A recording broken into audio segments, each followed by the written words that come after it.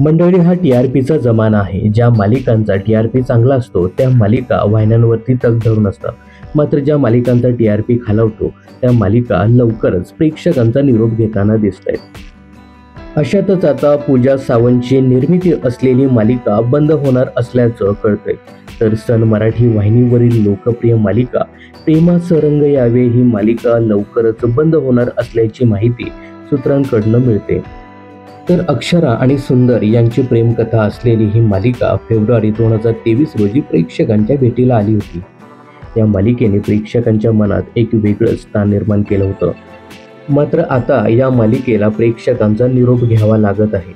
या मालिकेची निर्मिती अभिनेत्री पूजा सावंत आणि तिचे वडील विलास सावंत यांनी केली होती.